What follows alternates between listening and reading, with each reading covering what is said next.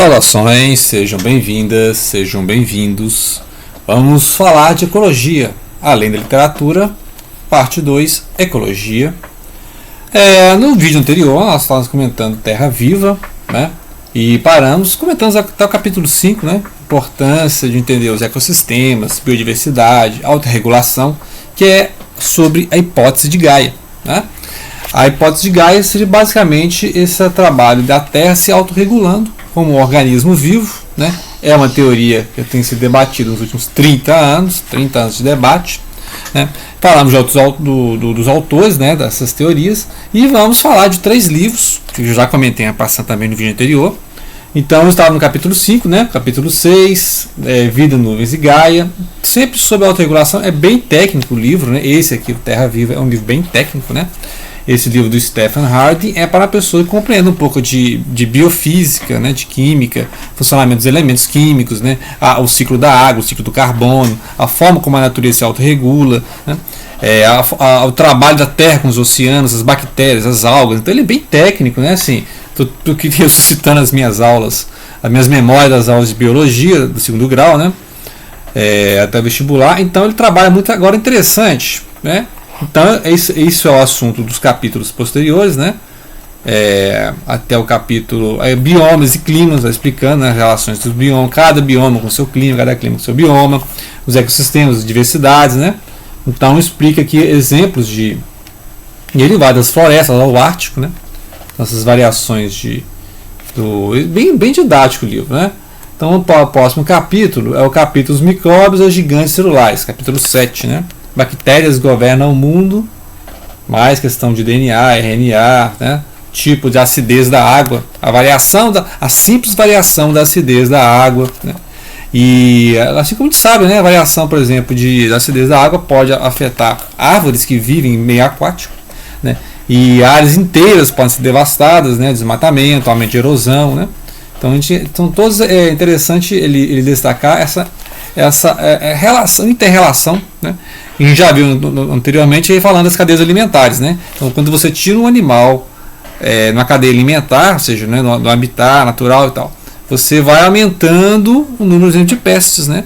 Se você diminuir o número de aves, né, por exemplo, aumenta o número de insetos, então aumenta as nuvens de gafanhoto, por exemplo, né? Então, ou seja, um simples retirar de um elemento da cadeia, né, afeta todo o sistema, né? Então isso que é um ecossistema, é um sistema ecológico em que, ou seja, a tirar um animal de um meio ambiente, você aumenta um outro nível de animal, né? Pode ser um predador, então, ou seja, tudo interligado, né?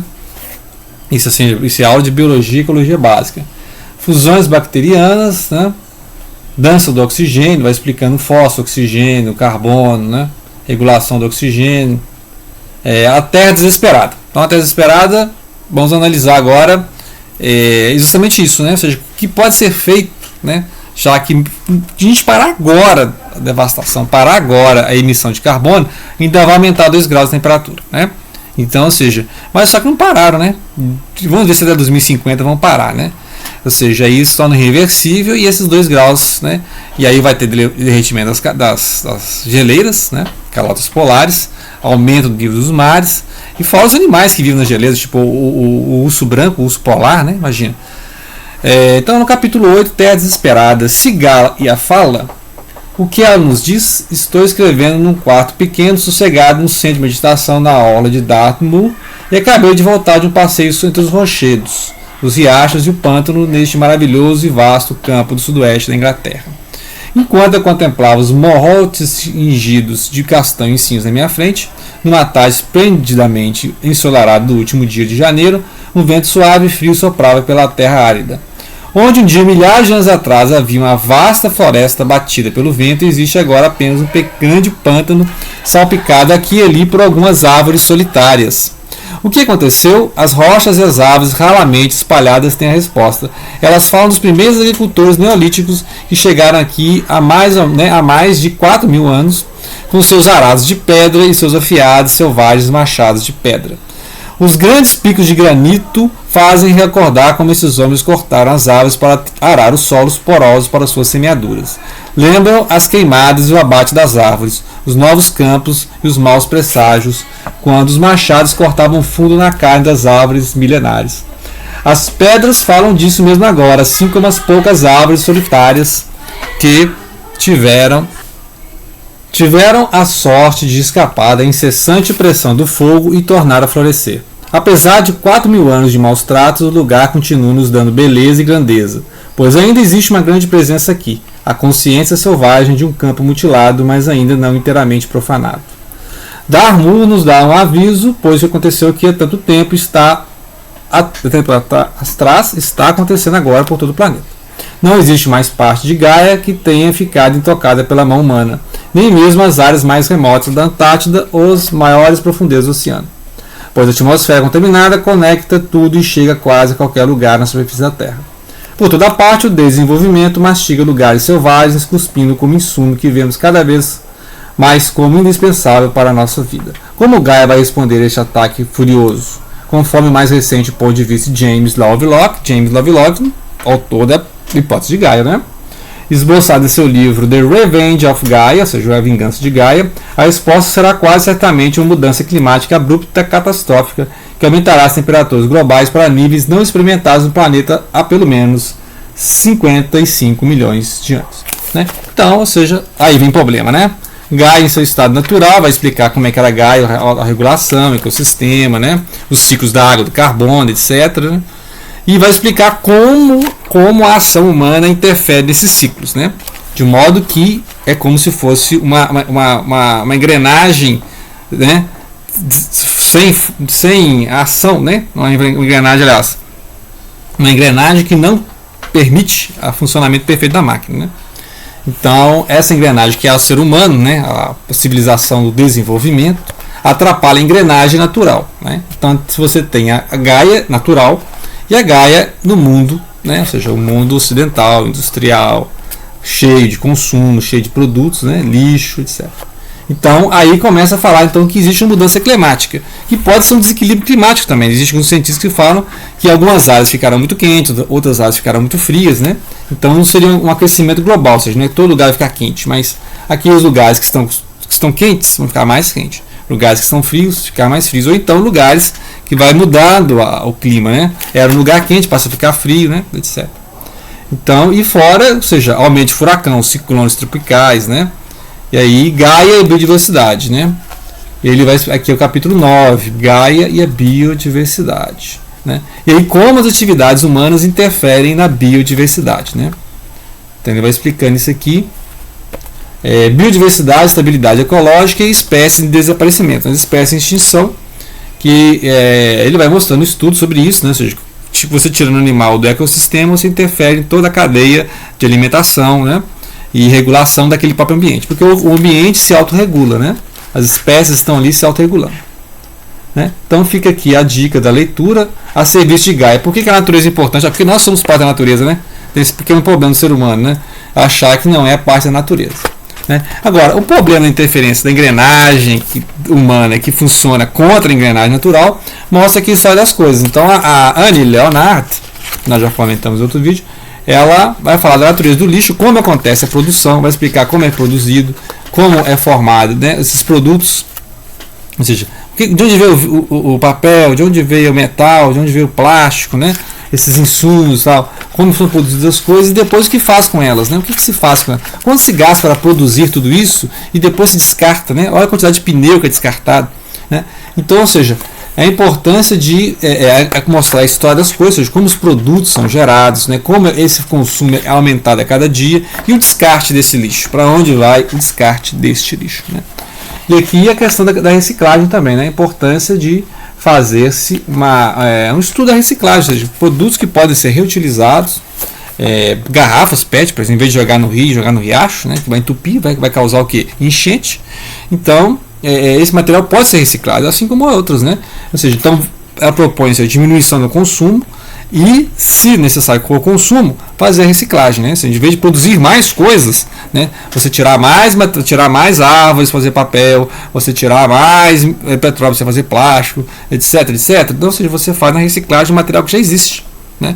Ou seja, você vai, a partir do material que é consumido, você criar um outro produto, né?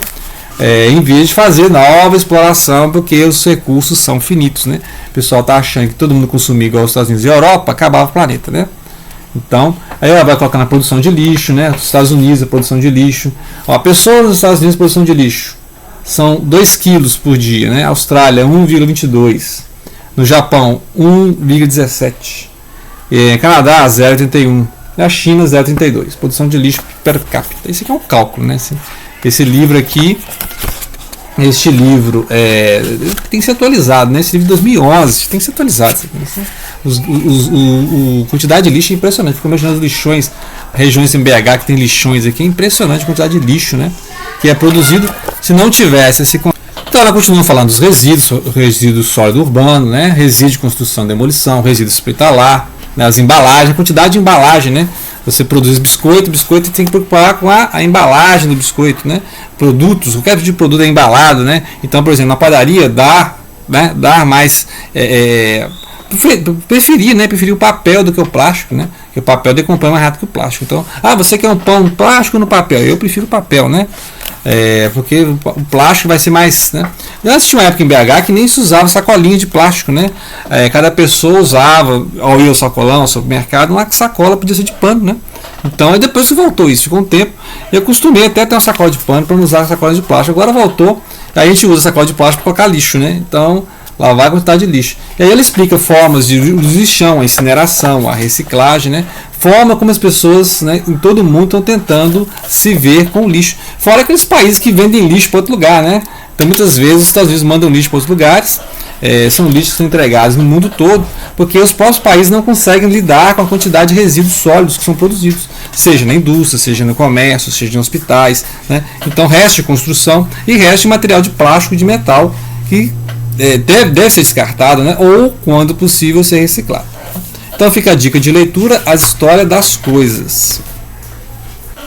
Outra dica de leitura sobre ecologia, sustentabilidade, né? Desenvolvimento sustentável, ecologia, o Rodrigo Starling lançou, né? Relançando a edição ampliada 2050. E o Rodrigo Starling trabalha muito com essa questão de voluntariado transformador, né? Ele tem uma pós em gestão de políticas sociais, tem mestre em ciências políticas e vai trabalhar nesse livro basicamente as questões de interrelações de voluntariado e práticas de ação para manter esse meio ambiente, sustentabilidade, né? Então é inegável que existe uma existência de interações da matéria e meio ambiente. Então ele vai trabalhar as questões justamente explicando a complexidade do meio ambiente, né? Contando, por exemplo, com as teorias de Oparin e Lia Prigodini. Vai falar também da questão da teoria da autopoiese, que é de 2 cientistas chilenos, né? O Maturana e o Varela, em que em toda atividade vital seria de alguma medida uma atividade cognitiva, uma possibilidade de aprendizado. Então ele vai mostrando essas questões dos equilíbrios e também é uma forma de analisar a hipótese de Gaia, né? Então ele vai mostrando essas práticas, né?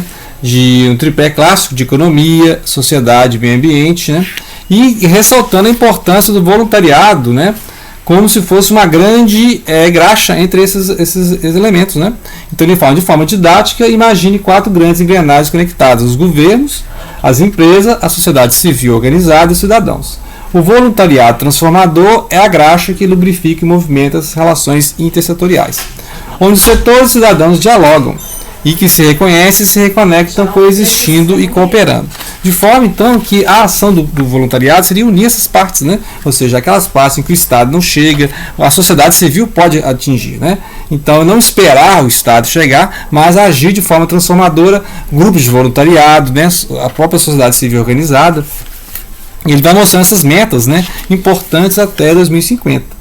Então vai separando, né, essas metas da revisão de 2050, primeiro em 2 períodos, né, 2010 e 2020, já passou, né, adolescência turbulenta, e 2020 e 2050 um período de transformação. E nesse modo, com essas várias iniciativas de ONGs, né, ele vai mostrando aqui, não se trata de demonizar o homem ou sacralizar a natureza. O que propomos é uma visão orgânica e sistêmica da natureza do homem inserido nela.